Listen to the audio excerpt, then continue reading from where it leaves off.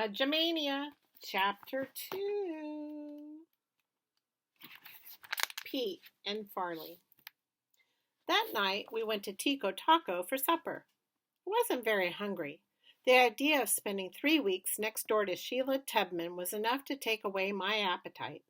I wish the Tubmans would move to another planet, but until that happens, there's no way to avoid Sheila. She lives in our apartment building. We go to the same school. I kind of groaned, and Dad looked at me. "What is it, Peter?" "Sheila Tubman," I said. "What about her?" Dad said. "We're getting married," Fudge said, his mouth full of chicken and taco shell.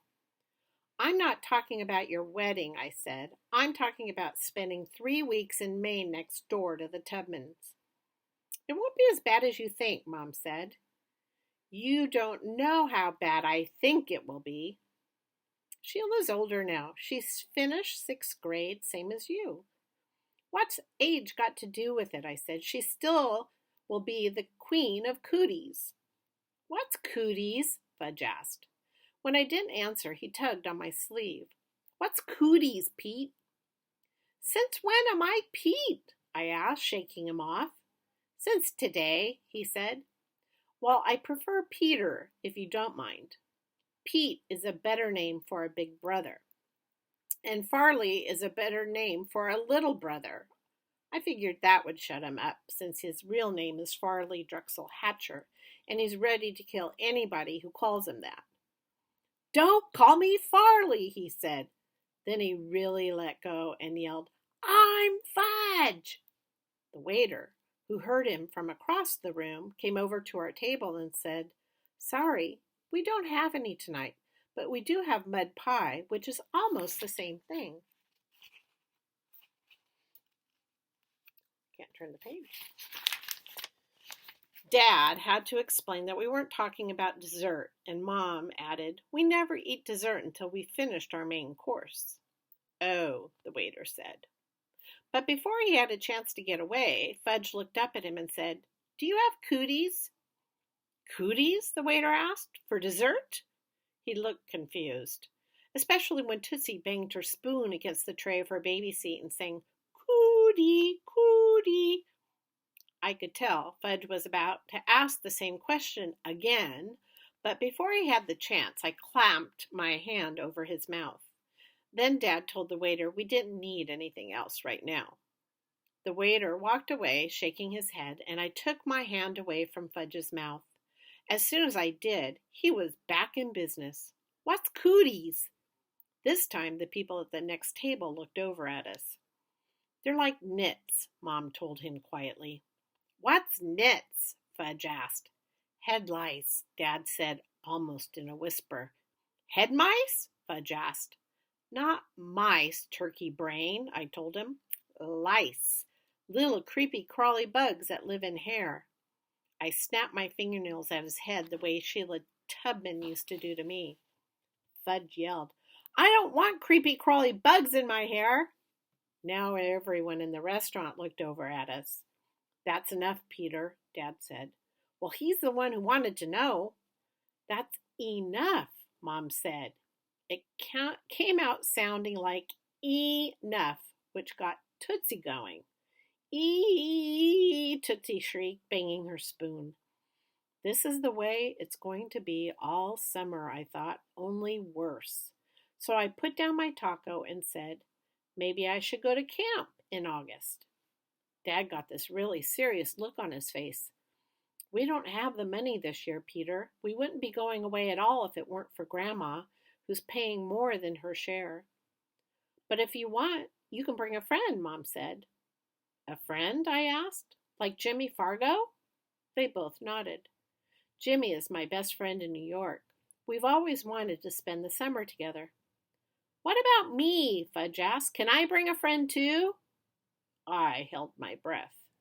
"You'll find a friend in Maine," Mom told him. "Suppose I don't?" Fudge asked. "You're getting married," I reminded him. "Does that mean I don't get a friend?" Fudge asked. "Of course not," Mom told him. "I'm married and I have friends. Daddy's married and he has friends." "What about Uncle Feather?" I said. Uncle Feather is Fudge-a-Mania bird. He's your friend, isn't he? I can't play with Uncle Feather, Fudge said. He's not that kind of friend, and I can't marry him either. If he was a girl bird, it would be different. People don't marry birds, I told him. Some people do. Name one, I said. The guy who's married to Big Bird on Sesame Street. Big Bird's not married, I said. That's how much you know, Fudge shouted. He's learned to say that every time someone disagrees with him. It's a real conversation stopper. I give up, I said, going back to my taco, which was getting soggy. Up, Tootsie repeated, holding out her arms. Up, up. Dad lifted her out of the baby seat and she squirmed until he put her down. Then she took off, toddling through the restaurant, stopping at every table. Fudge scrambled off his chair and ran after her. Eating out with my family is not exactly relaxing. Here, girl, Fudge said, as if he were calling a dog. Here's something just for you. He lured her back to our table and dropped some of his taco on her tray. Yum, he said to her. Yum, yum, yum. Dad put Tootsie back into her seat. She stuffed the chicken pieces into her mouth. I always know what Tootsie wants, Fudge said. That's why I'm her favorite brother. Tootsie doesn't have favorites, Mom told him. She loves both her brothers. But she loves me best, Fudge said. Then he looked at me and laughed. When he did, half the food in his mouth wound up on my shirt. I called Jimmy Fargo as soon as we got home. I asked him to come to Maine with us. 3 weeks next door to Sheila Tubman? The houses are really far apart, I said. Nobody told me this, but I hoped it was true. You won't even be able to see her house. There'll probably be a forest separating us. When he didn't say anything, I added, and don't forget, Sheila's scared of dogs, so we can get Turtle after her any time she tries to give us trouble. Turtle is my dog. He's big enough to look scary, but he'd never hurt anybody. Lucky for us, Sheila doesn't know that. Jimmy laughed. Maybe I can come for a week. A week isn't long enough. Hey, Peter, no offense, but a week with your family can feel like a long time. That's because Jimmy's the only kid in his family. His parents are divorced. He lives with his father, Frank Fargo, who's a painter. What about 2 weeks, I said. Is your brother bringing his bird? Yeah, Uncle Feather's part of the family, I told him, same as Turtle. So it will be your mother, your father, Fudge, Tootsie, Turtle, Uncle Feather, and you? Right, I said, and my grandmother's coming too. The one who taught you to stand on your head? Yeah, Grandma Muriel is Mom's mother.